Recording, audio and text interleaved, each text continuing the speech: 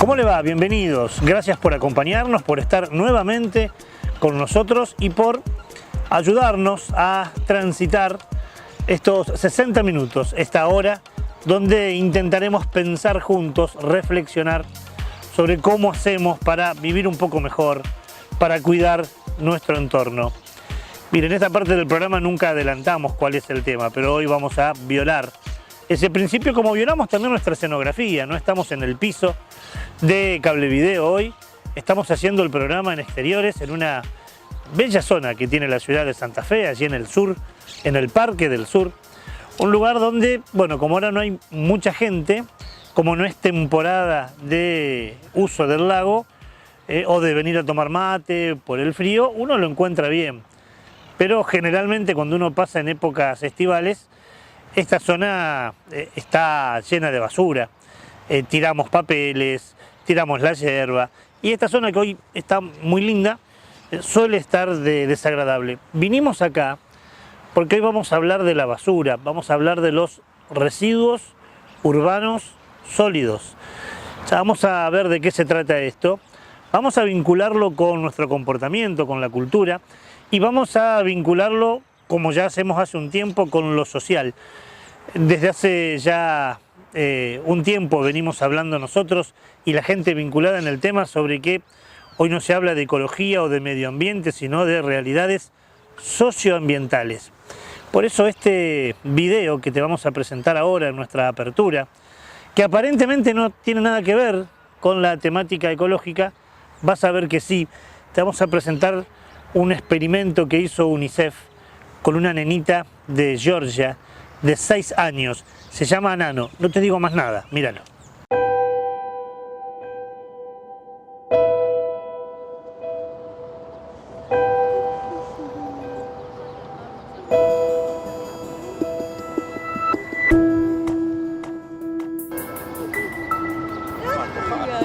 Nano. Eksi. Akaklı skoru. Betira.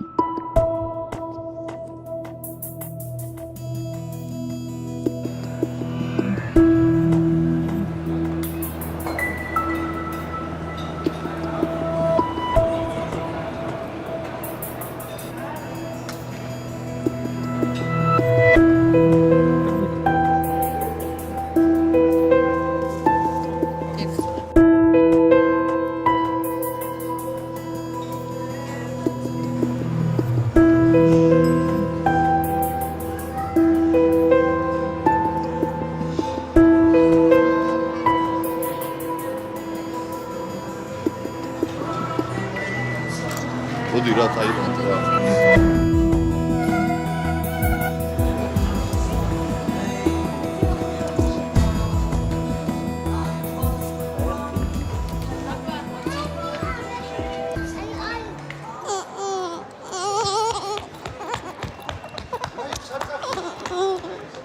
Tadi semua udah net semua.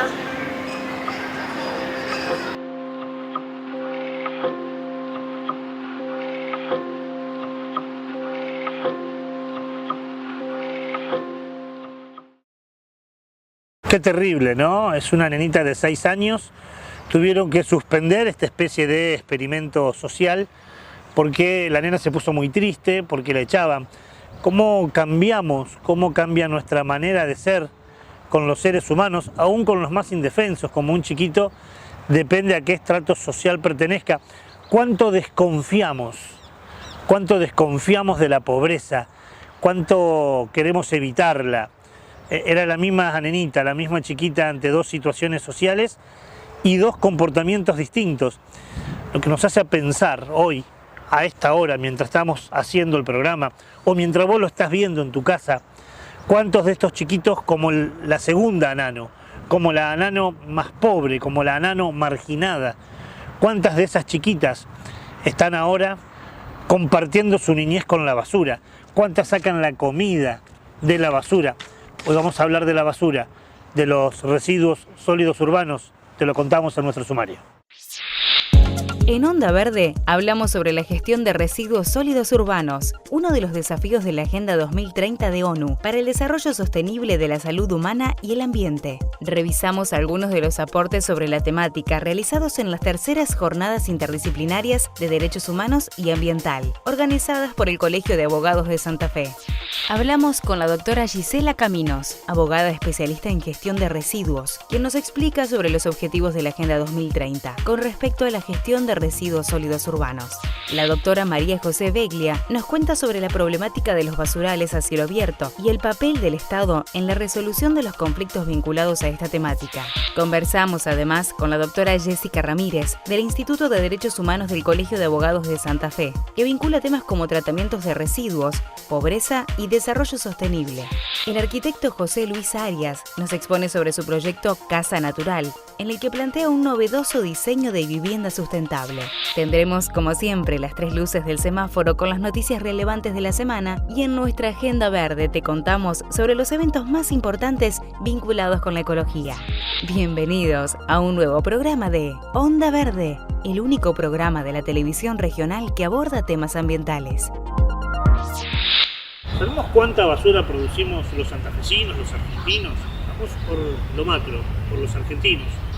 Cada argentino produce algo así como 1 kilo de basura por día. Así que somos cerca de 46 millones de argentinos. Son 46 millones de kilos de basura por día. Es una barbaridad. En términos cuantitativos es mucho. ¿Cómo lo hacemos televisivamente para que nos podamos dar cuenta? ¿Cuánto es 1 kilo de basura por día? Miren, trajimos acá un tacho de basura que los que solemos tener en nuestras casas, ¿no? Este tacho de basura tiene una bolsa dentro y si se llenara esa bolsa, vamos a ver, si se llenara esa bolsa tendría aproximadamente, algunos gramos más, gramos menos, 1 kilo de basura. Esto es una bolsa de basura con 1 kilo de basura, que es lo que lo producimos los argentinos todos los días, cada uno de nosotros, como promedio.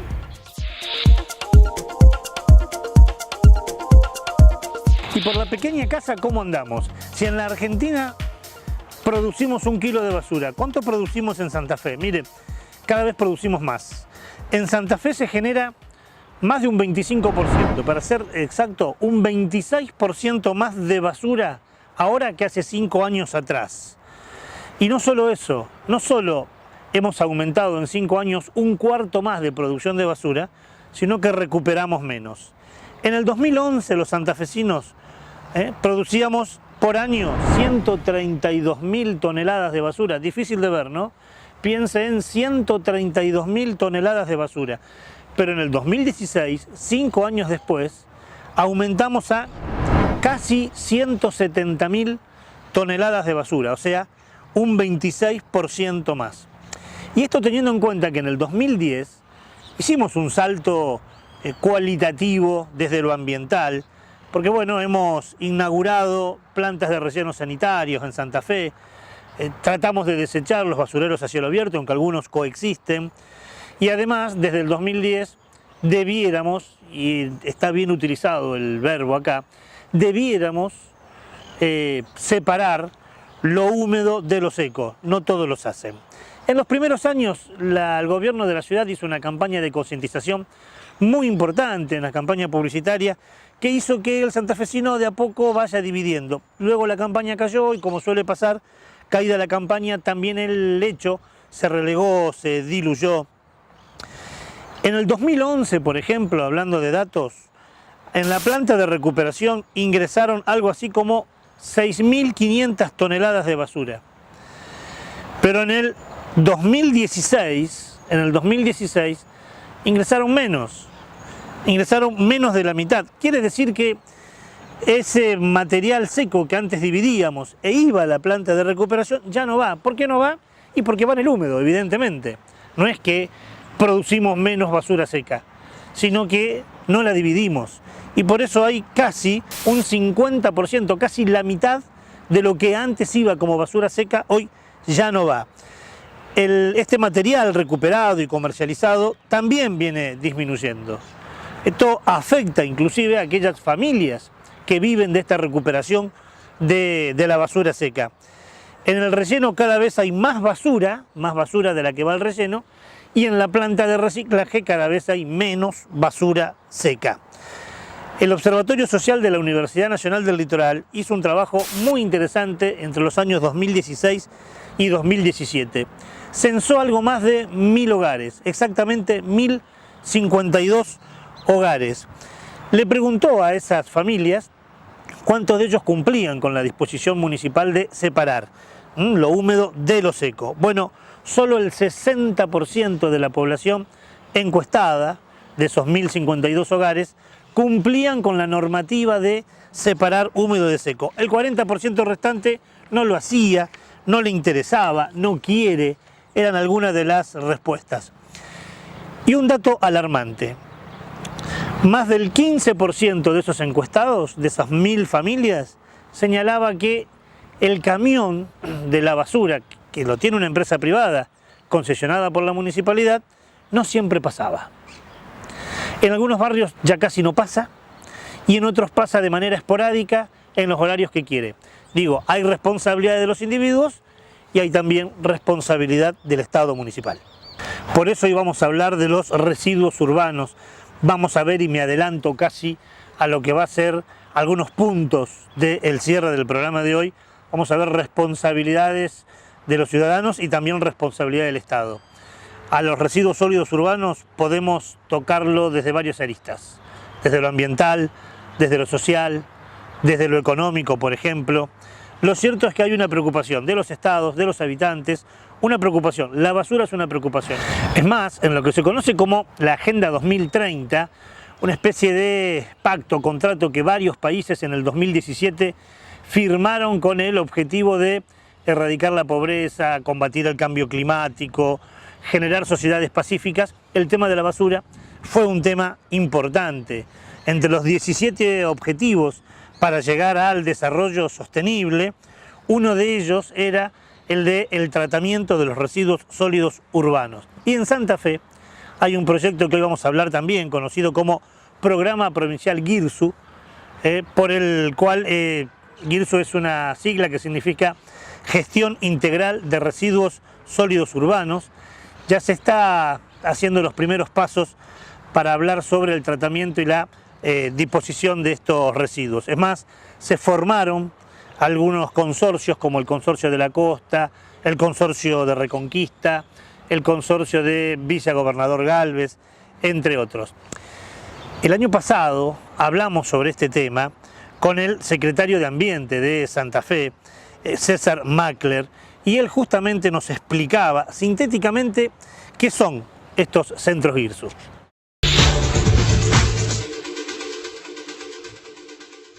En el GIRSU tenemos hasta ahora 28 consorcios reconocidos.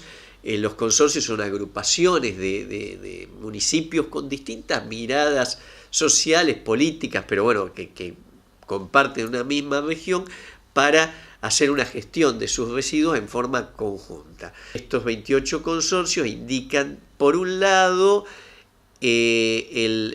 la conciencia y el entendimiento por parte de los intendentes y presidentes comunales de que esta es una temática que tienen que tomar y que tienen que eliminar los basurales a cielo abierto. Por el otro lado, un compromiso del gobierno provincial a ayudarlos en la medida que se puede con la elaboración de los proyectos, que no son en todos lados iguales, no es lo mismo un relleno sanitario en Reconquista que un relleno sanitario en Villa Gobernador Galvez. ¿Por qué? Por la altura de la napa, por el tipo de suelo, por un montón de cuestiones. Entonces se los ayuda a elaborar los proyectos y en la medida de lo posible se los ayuda a financiarlos. La importancia que tiene que tomar esto y la conciencia que deben tomar los intendentes y presidentes comunales, que después, o sea, acá hay dos costos implicados en la gestión integral de los residuos sólidos urbanos, sobre todo en la disposición final. Por un lado, el costo de la infraestructura necesaria, pero luego que eso está aportando en ese fondo bastante la provincia, viene el costo de operación. Anteriormente, la mayoría de los municipios y comunas, salvo Santa Fe, Rosario, Rafaela, bueno, y algunos más que ya tenían rellenos sanitarios, el costo de su gestión de residuos era el costo de recolección. ¿Por qué? Porque todo el resto iba o va a un basural a cielo abierto. Es decir, no se paga con plata bajo la economía clásica, sino que lo paga la salud y lo paga el ambiente. Ahora, el operar ese relleno sanitario, ese centro GIRSU, tiene un costo de importancia en el cual la ciudadanía y sus intendentes y presidentes comunales se deben hacer cargo.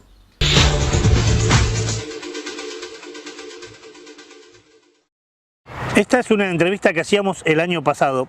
Como te contábamos, estamos dando como ciudadanía los primeros pasos en esto de formar un grupo de tratamiento de residuos sólidos urbanos. Hace muy pocos días el Colegio de Abogados de aquí de Santa Fe presentó inclusive unas jornadas que asistimos y uno de los temas fue justamente este. Y hace pocos días también se formó una especie de unión, una propuesta denominada GIRSU en la escuela, donde las escuelas y los consorcios, estos consorcios que te decía de algunas localidades que trabajan con el tratamiento y la disposición de basura, están viendo cómo desde la misma escuela, desde la educación, intentamos buscar esto de basura cero. Difícil, una meta difícil, pero necesaria de imponernos. Y acá aparecen dos ministerios, el Ministerio de Educación por un lado y el Ministerio de Medio Ambiente, trabajando juntos en este tema y bienvenido sea. Vamos a ver qué pasa en el futuro. La semana pasada, como te contaba, en el Colegio de Abogados se realizaron unas jornadas interdisciplinarias de derechos humanos y derecho ambiental. Interesante también esta unión, esta función. Fuimos allí al sur de la ciudad de Santa Fe, fuimos a la sede del Colegio de Abogados, hablamos con varios de los expositores. Una de ellas es la doctora Jessica Ramírez, que es integrante del Instituto de Derechos Humanos del Colegio de Abogados de Santa Fe, y le preguntamos qué relación hay entre los residuos sólidos urbanos, la basura, la pobreza y el desarrollo sostenible.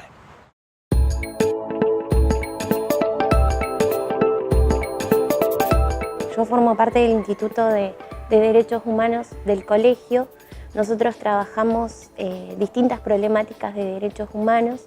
Los derechos humanos son muy amplios y abarcan un poco de todos. Nosotros, si quisiéramos, podríamos hacer jornadas conjuntas con la mayoría de los institutos del colegio, porque todos tienen un punto en derechos humanos, pero tratamos siempre de analizar cuáles son las necesidades más profundas que llegan al colegio a través de la consultoría gratuita o a través de planteos que se hacen a nivel de consejo directivo, y en base a eso armamos una agenda a fin de año para trabajar al año siguiente con distintas problemáticas y con jornadas, ya sea desde las jornadas de capacitación o ya sea desde algún otro servicio que se le pueda brindar a la comunidad. En el Instituto de Derechos Humanos del colegio, todos los años organizamos jornadas conjuntamente con el Instituto de Derecho Ambiental, porque entendemos que la problemática de derecho ambiental es una problemática que no solamente se tiene que ahondar a nivel ecológico de recursos, sino que es una cuestión social, es una cuestión política y es una cuestión cultural que atraviesa indudablemente los derechos humanos de las personas. Y no podemos hablar de derechos humanos si no hablamos de recursos, y los recursos están inherentemente asociados a las cuestiones ambientales, y asimismo no podemos hablar de cuidado de ambiente, de desarrollo sostenible, si no satisfacemos los derechos básicos de los habitantes de las ciudades, que son los que trabajan con el ambiente y también los que lamentablemente lo deterioran en muchas situaciones. Nosotros nos abocamos sobre todo en lo que fue la exposición de esta jornada al primer objetivo de la Agenda para el 2030 de Naciones Unidas, en el cual el primer objetivo es erradicar la pobreza. Lamentablemente la sociedad da cuenta de que hoy en día las personas no tienen sus derechos básicos satisfechos, y si esto lo asociamos a lo que es el desarrollo sostenible y si lo vinculamos a lo que hablaron los demás expositores respecto al tratamiento de la basura y de los recursos, vemos que la mayoría de las personas que se ubican en la pobreza son las víctimas directas de lo que es la explotación de los recursos y de lo que es la sociedad de consumo y la sociedad capitalista. Nosotros, si hacemos un paneo de lo que son nuestras ciudades, vemos que en el cordón más humilde de las ciudades, en los barrios periféricos de la ciudad, es donde mayor acumulación de pobreza hay, y también vemos que la gente no solamente está en contacto, se enferma, vive en estas situaciones precarias, sino que además utiliza esa misma basura para satisfacer las necesidades que no puede satisfacer con otros recursos que deberían ser los adecuados. Y esto trae aparejado un montón de problemas urbanos, no solamente para estos barrios, sino para los demás barrios de la ciudad que, bueno, como hoy hablaban las chicas, también padecen lo que son los recolectores urbanos, que a veces desparraman basura. Es una problemática que nos afecta a todos y que necesitamos resolverla en su conjunto a través de una educación y a través de un cambio cultural que entienda que tenemos que primero garantizar las necesidades básicas para de ahí poder empezar a cuidar esta casa común que es el ambiente de todos.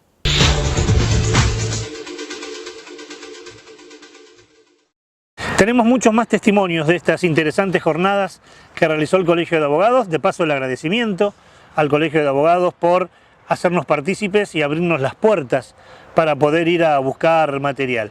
Momento de presentar la primera luz roja, te la va a contar hoy Celina Pérez. Una noticia terrible presentamos en la luz roja y otra vez relacionado con la caza de ballenas, y el país protagonista de esta bestialidad es Japón.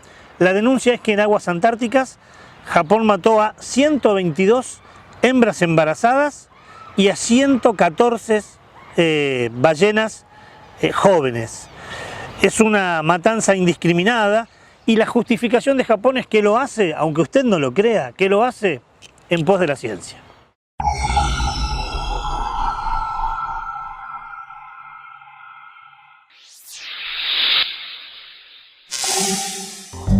La flota japonesa mató a 333 ballenas minke en aguas antárticas en los últimos 6 meses, 122 de las cuales fueron hembras embarazadas y 114 de ellas eran jóvenes. Existe cierta flexibilidad que permite a los países matar ballenas con el objetivo de realizar investigaciones científicas. Un programa de caza de ballenas japonés conocido como Harpa 2 usó esta área gris para matar aproximadamente a 1000 ballenas cada verano en la Antártida. Se estima que la población mundial de ballenas minke antárticas es de alrededor de 500.000, por lo que no están amenazadas en la misma medida que algunas especies de cetáceos, como las ballenas azules o las ballenas de proa.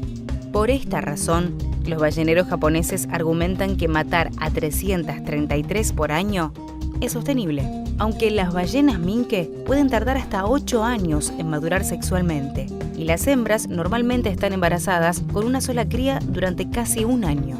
Por esta razón, es especialmente perturbador cazarlas, ya que la especie invierte mucha energía y esfuerzo en criar a sus ballenatos hasta la edad adulta.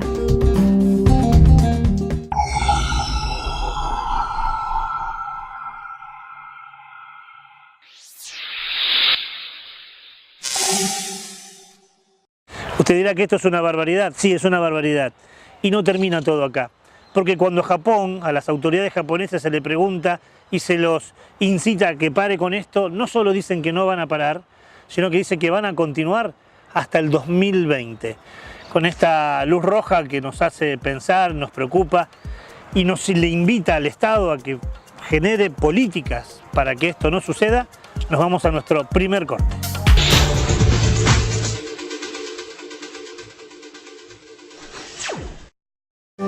Ya salió el nuevo libro de Ricardo Serrulla, Quijotes, Rebeldes y Soñadores, las valientes resistencias frente al agronegocio, la minería a cielo abierto y el poder económico en la Argentina. Quijotes, Rebeldes y Soñadores. Encontralo en las librerías de Santa Fe o pedilas a quijotesrebeldes@gmail.com.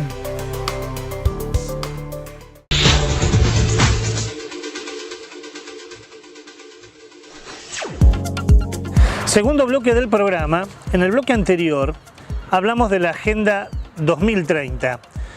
En el 2015 hubo una cumbre de Naciones Unidas para el Desarrollo Sostenible en Nueva York y allí más de 150 países firmaron una especie de compromiso para llegar desde el 2015 al 2030, en esos 15 años, cuidando más al planeta. Una agenda de desarrollo sustentable que propicie el bien común, que erradique la pobreza, que trabaje contra el cambio climático, que sea más consciente a la hora de generar basura. A ver, que cuide o que cuidemos más el planeta para llegar al 2030 en mejor manera. Pues ya pasaron 3 años y medio, y la verdad que si somos optimistas tenemos que decir que se hizo muy poco. Si fuéramos pesimistas o le diría realistas, diríamos que nada o casi nada. Quedó más que nada en firmas, en convenios, pero los países como políticas para generar han hecho muy poco para cuidar, para llegar al 2030 con un planeta más saludable. De esto se habló en las jornadas del Colegio de Abogados y aprovechamos la oportunidad para hablar con la doctora Gisela Caminos, que es integrante del Instituto de Derecho Ambiental, justamente del Colegio de Abogados, y donde uno de los ejes de la jornada fue justamente la gestión de los recursos. De eso hablamos con la doctora Caminos.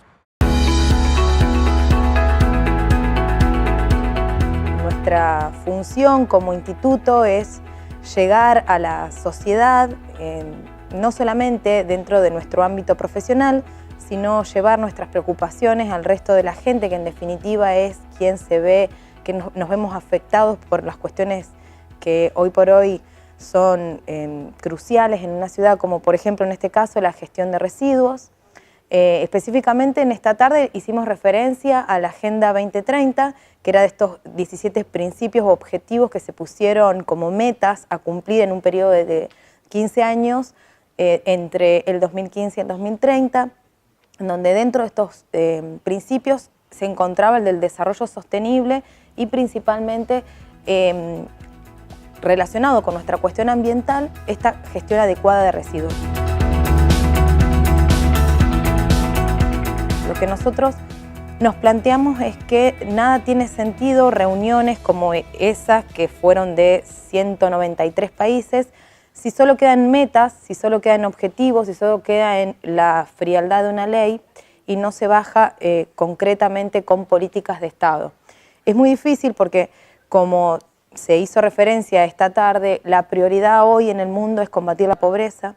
Esta marginalidad trae como consecuencia desastres naturales y nuestra idea era justamente decirles que no debe quedar todo allá arriba, sino que con la reglamentación local y con entender a la gestión integral de residuos como una manera de apostar al futuro, a la valoración del residuo, no como un gasto, sino como aquello que va a engrandecer la población de una localidad. Es solamente así que se van a cumplir estas metas propuestas. Y nosotros creemos que, bueno, primero si nos basamos en un municipio o en una comuna pequeña, que era un poco lo que queríamos apuntar, es principalmente una decisión política de iniciar este proceso de gestión de residuos que entendemos, como lo han repetido mis compañeras, que solo se logra con una correcta difusión de la información a la sociedad, de una correcta educación para concientizar, de una constante. Muchas veces hemos tenido ejemplos en localidades grandes, como por ejemplo Rafaela o en Esperanza, en donde realmente que lleva a lo mejor una década generar la conciencia del vecino de del vecino de separar sus residuos en origen, no solamente en orgánicos, inorgánicos o secos y húmedos, la instalación de puntos limpios en donde el vecino sepa que además de su residuo doméstico del que va al tachito de la basura, puede llevar las pilas, puede llevar los plásticos, puede llevar la ropa, sus residuos tecnológicos. Hay una gran iniciativas locales para la gestión de aceites de origen vegetal y mineral que se pueden tratar y se pueden recuperar prácticamente en un 100%.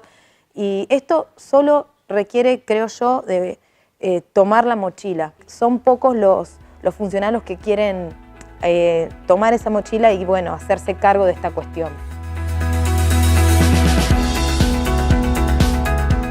Creo que es fundamental la participación ciudadana. ¿Por qué? Porque nosotros nos dicen las leyes que el municipio y la comuna es responsable de la generación de residuos, pero de por sí ese ente público local parecería que fuera una persona que está caminando generando residuos. No, somos todos nosotros, somos cada uno de los integrantes de la sociedad. Entonces, no dejar en la autoridad toda la responsabilidad, no dormir en que el Estado me va a limpiar la vereda, no dormir en que si yo saqué mal el residuo, me equivoqué de día, alguien va a venir y lo va a limpiar. Es decir, la conciencia se genera a través de la participación, involucrar a las ONG, a los sectores privados, a los industriales, a los comerciantes, y ver principalmente el fruto de todo esto. Cuando uno no se le enseña la valoración del residuo, es muy difícil que se apueste desde una pyme hasta un gran industrial en la gestión de su propio residuo. Lo hacen cuando ya le genera un problema personal privado, no viéndolo en una comunidad. Eso es, la cooperación ciudadana es fundamental. Principalmente, como hablaban mis compañeras, el tema, los recuperadores, le decimos recuperadores urbanos al que antes decíamos ciruja, porque esa era la palabra que se utilizaba. Ese es el primer ecologista que yo conozco, es decir, quien tiene la conciencia que ahí hay un elemento a recuperar. Ahí tenemos que seleccionar el cartón, el vidrio, el plástico, y solamente incorporándolos a estas prácticas de buenos usos sociales lo vamos a lograr. Es bajar a la comunidad esta problemática.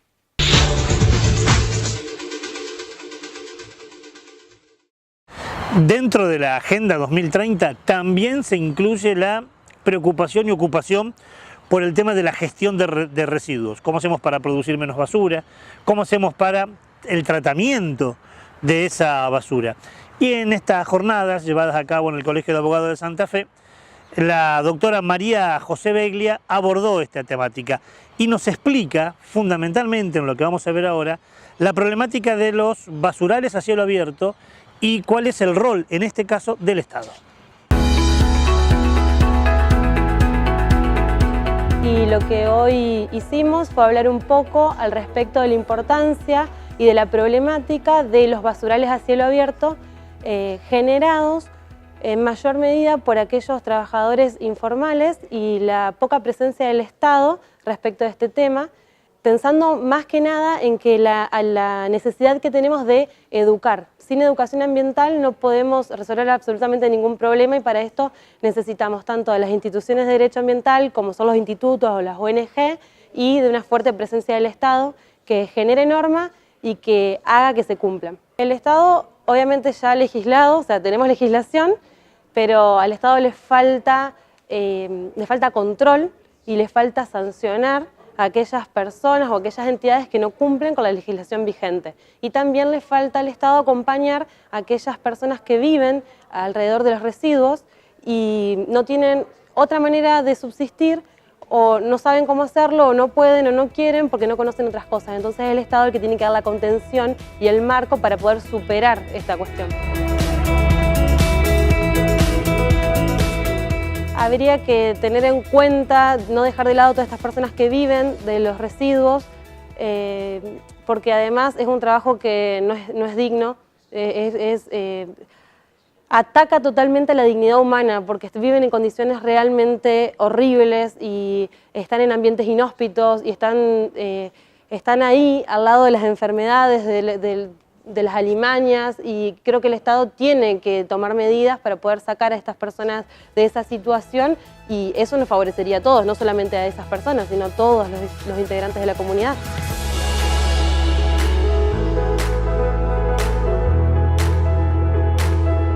El hecho de contar con basurales a cielo abierto y contar con recuperadores urbanos de manera informal, contar con trabajo informal respecto de la basura, nos deja en una posición de país totalmente subdesarrollado, muy lejos de la prosperidad y de avanzar y de conseguir objetivos, tanto sociales como económicos. Sin duda es un gran problema el tema de los basurales a cielo abierto y denota pobreza y denota problemas económicos.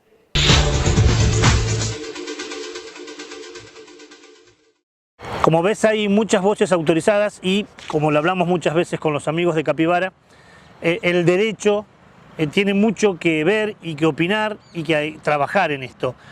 Interesantísimo lo que plantearon los abogados en estas jornadas, y habrá que ver ahora cómo hacemos para que estos temas, estas teorizaciones, podamos llevarlo a la práctica, ¿no?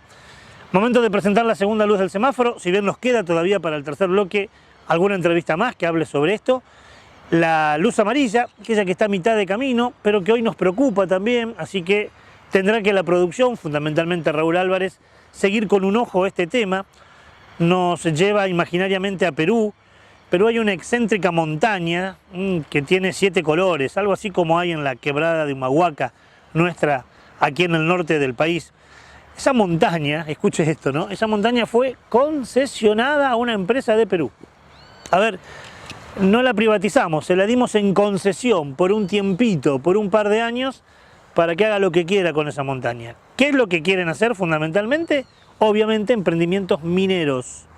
Pero ya no forma más parte del Estado, se la alquilaron a esta empresa para hacer minería a cielo abierto. Una locura por donde se lo vea, pero mayor aún, porque esa montaña había sido declarado de interés público. Bueno, Celina te cuenta en La Luz Amarilla esta locura política que se lleva a cabo en Perú.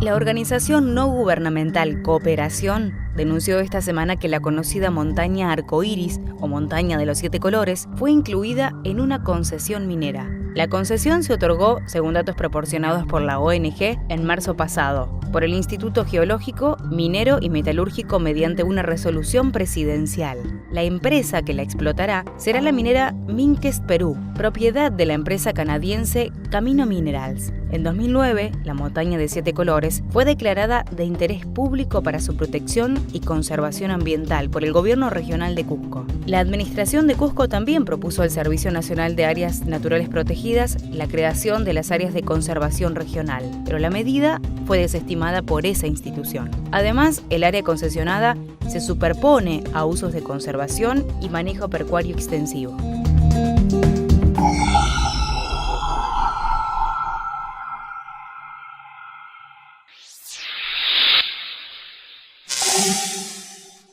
¿Por qué luz amarilla, dirá usted, si el tema es terrible? Bueno, porque está medio frenada esta concesión, porque algunas ONG ambientales han planteado recursos. Así que bueno, seguimos con un ojo este tema, vamos a ver qué es lo que sucede. Pequeño corte, ya venimos con más Onda Verde.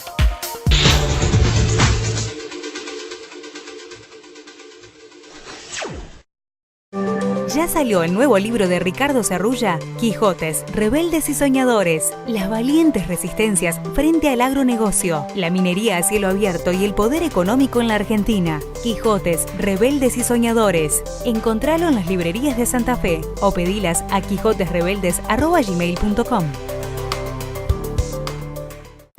Una organización trabajando por todas y cada una de las 40.000 familias municipales de la provincia. FESTRAM, la fuerza organizada de los trabajadores municipales y comunales de la provincia de Santa Fe.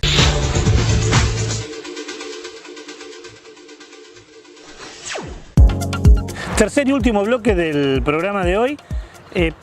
Si usted es de aquellos televidentes que nos sigue regularmente, hace un par de años atrás hacíamos un programa sobre las viviendas sostenibles, las viviendas ecológicas, las viviendas amigables, y de hecho algunas localidades de la costa santafesina, Santa Rosa de Calchines por ejemplo, tiene experiencias interesantísimas sobre este tema. Construcciones amigables que además nos ayuden, por ejemplo, a ahorrar luz, que sean muchas más cálidas en invierno, que sean más frescas en verano. Y algunos de ellos tienen un pasito más adelante todavía, y lo que están trabajando en esas viviendas es también el tratamiento de la basura, como con residuos, por ejemplo, se puede generar energía. Bueno, en estas jornadas del Colegio de Abogados que hoy nos ocupan, este tema también se abordó a partir de un proyecto llamado Casa Natural, dirigida por el arquitecto José Luis Arias. En este proyecto, llamado Casa Natural, se resuelve la autogeneración de energía de esa vivienda con el tratamiento solo de residuos cloacales de una vivienda. Es un paso interesantísimo y por eso nos pareció necesario poder hablar con el arquitecto José Luis Arias.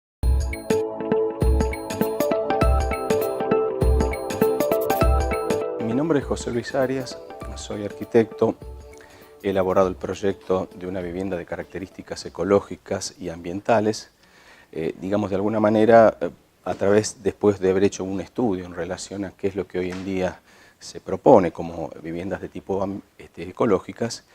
Y bueno, digamos, creía oportuno, creía desde el punto de vista profesional la necesidad de formular una vivienda de características en lo posible única, pero fundamentalmente que sea verdaderamente concebida desde el principio como una vivienda de características realmente ecológicas, no como una vivienda de tipo convencional a la cual se le fueron agregando elementos sueltos, de esto que digo, en relación a funcionamiento ecológico, sino verdaderamente una vivienda que sea concebida desde un principio, como decía, y que fundamentalmente funcione como un sistema, para lo cual establecí un total de 25 elementos de características ambientales y características ecológicas. Para llegar a esta vivienda lo primero que hice fue un estudio bastante profundo, no solamente de aquí de Santa Fe, de Argentina, sino incluso de otros países en relación a qué es lo que se proponía como una vivienda verdaderamente ecológica.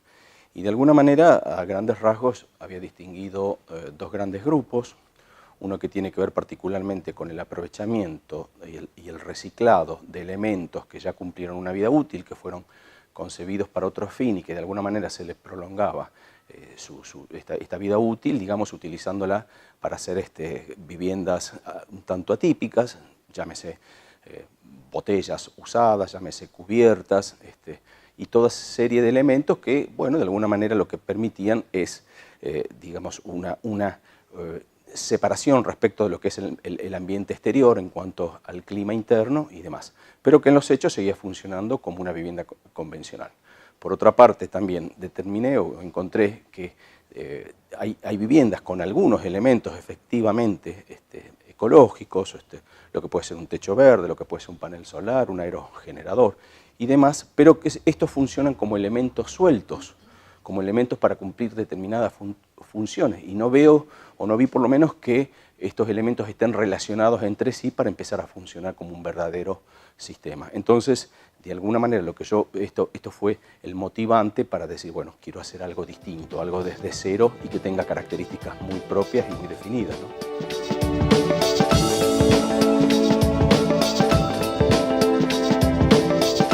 El proyecto básicamente, como decía, es un sistema de 25 elementos, un total de 25 elementos de características ambientales y ecológicas que entiendo que trabajan en forma de sistema. Algunas tienen que ver ya con elementos que son más conocidos, más familiarizados con la gente, como pueden ser los aerogeneradores, los paneles solares, termotanques solares y demás. Otros elementos ya, digamos, son de alguna manera un poco más sofisticados porque tiene que ver con el tema de la recolección del agua, como se hacía hace aproximadamente 2000 años en la antigua Roma, donde se juntaban en el centro de la vivienda. En este caso particularmente, digamos, bueno, toda esta agua de alguna manera va cayendo a lo que es un reservorio general, a la cual no solamente es el agua de lluvia que recibe y que vuelca, sino también la posibilidad de recolectar todo lo que son las aguas grises. Es decir, ¿cuáles son las aguas grises? Aquellas que han sido utilizadas para la higiene o para la limpieza, como son el agua de bañera, el agua de lavatorio, el agua de bidet, pileta de lavar, pileta de cocina, que si bien ya es un agua que ha sido utilizada, que es un agua que no es limpia, pero no es un agua, digamos, contaminada que no pueda ser utilizada. En la medida que juntamos esto en un reservorio, la tenemos a disposición para otros fines donde normalmente utilizaríamos un agua que ha sido tratada y es para consumo específico humano. Es decir, estamos hablando a lo mejor limpieza de pisos, regado de jardín, regado de huerta, lavar el auto y demás. Entonces de esa manera lo estamos evitando. Otra de las características particularmente tiene que ver, digamos, con lo que es la utilización de lo que se denomina el SES, o sea, sanitario ecológico seco, por lo cual se hace una separación y una diferenciación dentro de la misma vivienda de lo que son las aguas amarillas y las aguas negras. Las aguas amarillas es un fertilizante de uso inmediato que se puede utilizar en forma inmediata en el jardín. Las aguas negras, ¿no es cierto?, de alguna manera lo que conforman es un agua que debe ser tratada, debe ser secada de manera de secado a través de acerrín, a través de cal, a través de compost, de tierra, ¿no es cierto?, cualquier otro elemento, de manera de que después de una semana queda habilitada para ser utilizada como el mismo abono, digamos, de lo que es la huerta o lo que en definitiva es el jardín. Estas son características muy particulares que de alguna manera lo diferencian de lo que son el resto de los proyectos de tipo ecológico, ¿no?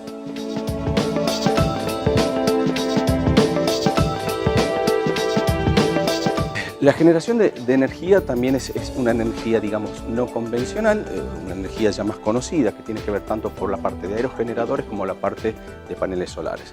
No somos una zona de grandes vientos, aparte el aerogenerador tiene que estar a una altura considerable para captar mejores vientos y demás. Sí, en cambio, tenemos una zona muy caliente con generación de mucho sol, por lo cual se puede obtener mucha energía de esa manera. Esto cada vez está siendo más habitual, incluso desde la empresa proveedora de energía está lo que se llama el programa prosumidor, con lo cual no solamente uno puede generar la energía para sí mismo, sino también ese excedente volcarla a la red, digamos, con un saldo a favor en función del usuario que la genera, ¿no es cierto?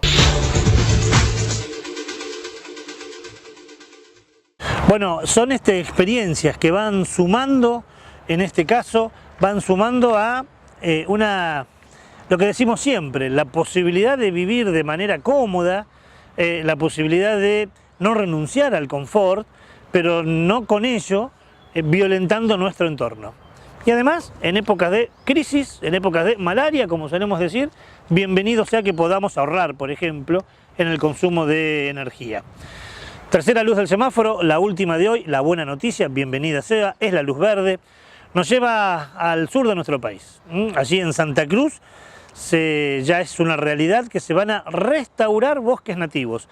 Algunos de estos bosques violentados por el hombre o a veces por la misma naturaleza serán restaurados. ¿Por qué?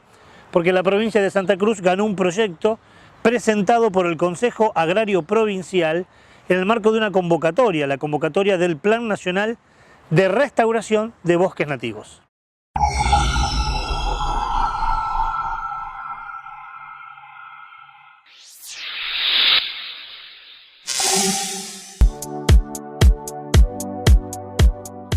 En el contexto de la plataforma Forest Art 2030, creada para consolidar al país como una potencia forestal sustentable, la provincia de Santa Cruz se hizo acreedora de un importante apoyo económico para la restauración de sus bosques nativos. Mediante la Ley de Bosques, se busca desarrollar las capacidades locales con el fin de sostener una política activa que permita la recomposición del capital forestal en la provincia y la creación de empleo local. Con diferentes intensidades, aproximadamente 30.000 hectáreas de bosques nativos de Santa Cruz se encuentran degradados, principalmente por incendios, extracciones forestales sin manejo o sobrepastoreo. Desde el gobierno provincial se promueven acciones tendientes a la recuperación del valor productivo, paisajístico, de biodiversidad y de calidad ambiental de estos bosques, para el actual y para las futuras generaciones. Además de las inversiones en los viveros locales, está prevista la capacitación de los técnicos, que tendrán la tarea de producir plantas y diseñar los proyectos de restauración. Es necesario complementar las acciones de remediación con la prevención de incendios, concientización social del cuidado y el buen aprovechamiento de los bosques nativos.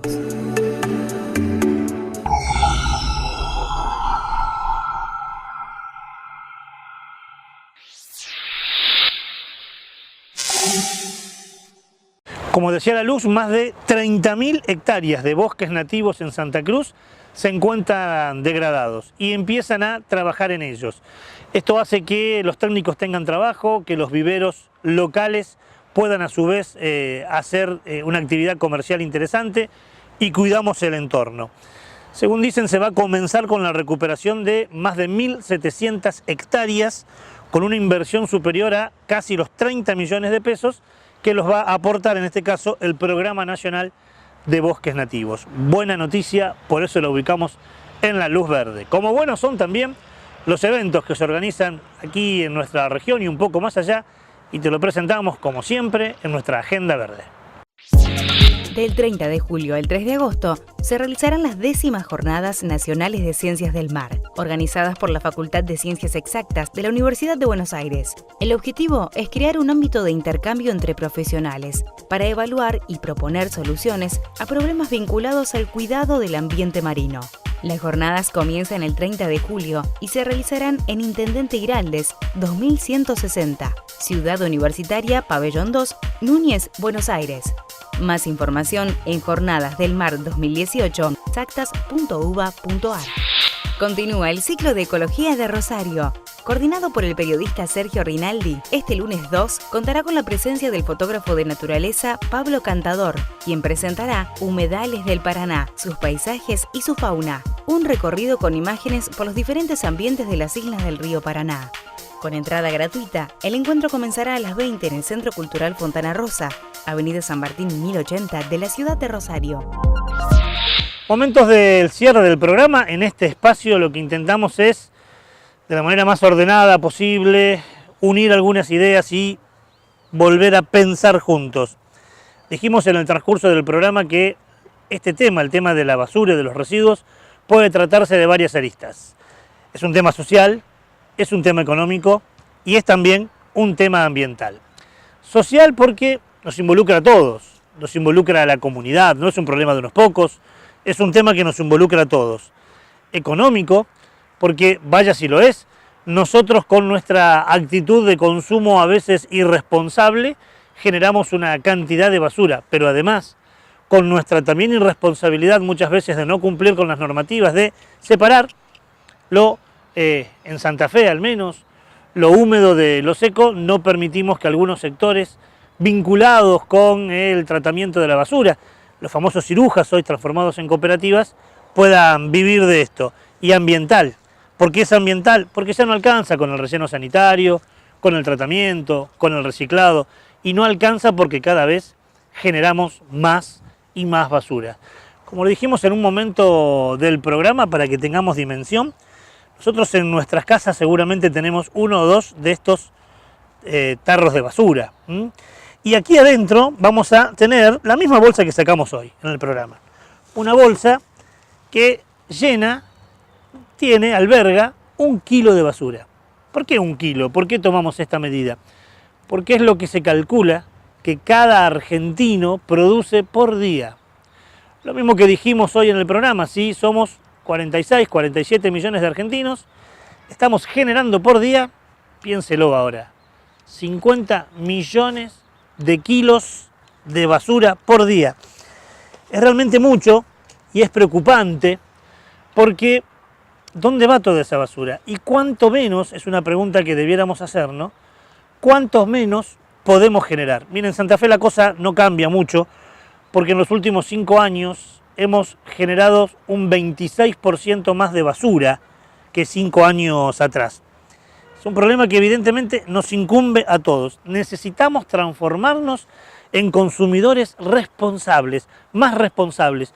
Como lo dijimos hace un tiempo, cuidando el agua, cuando vimos que hay partes del mundo que ya están en crisis y no tienen agua. Nosotros tenemos que cuidar el agua, es un recurso finito, algún día nos va a faltar. Cuidar la energía. Hace un tiempo hablábamos de la basura electrónica, de cuánto generamos. Ser más responsables en eso, ser más responsables también en la producción innecesaria de basura, que una vez más, tenemos que decirlo, viene acompañado de este agobiante consumo que tenemos. Consumimos y consumimos y entonces generamos y generamos basura. Y si a esto le sumamos que a veces no cumplimos con una normativa tan sencilla como tener 2 tarritos de estos en casa, uno para la basura húmeda y otro para la basura seca. Es más, debiéramos ya exigirle a nuestras autoridades que haya una normativa que no solo divida en estas 2 secciones, sino también en orgánico y en inorgánico, para poder aprovechar los residuos en su depósito de manera mucho más responsable. Y hablando de responsabilidad, pregúntese señor, pregúntese señora y preguntémonos juntos, ¿cuánta de esa basura que generamos no podemos volver a reutilizar en nuestra casa? No solo por una cuestión estética, hasta una cuestión económica, sino por una cuestión de responsabilidad social, para no tirar tanta basura a nuestro medio ambiente.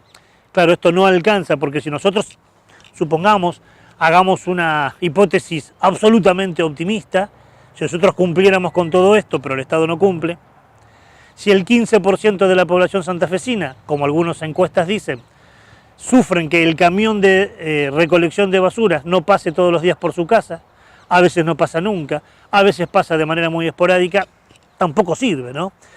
Lo que decimos siempre, es un compromiso de los individuos, las comunidades y también del Estado, de aquellos que están al frente del Estado. El Estado debe embanderarse de esta gestión integral de residuos sólidos para contagiarnos. Mire, la humanidad, hombres y mujeres, somos los únicos seres vivientes de la Tierra que generamos residuos que la naturaleza no puede reciclar. Así que la responsabilidad nuestra en el concierto, en el universo de vivientes, es por demás de importante. Esa es la idea. Poder buscar, encontrar esa importancia para pensar y actuar juntos. Y para pensar y actuar juntos, volvemos a invitarlos para que dentro de 7 días nos encontremos aquí por Veo en un nuevo programa de Onda Verde. Gracias por todo, hasta la semana que viene.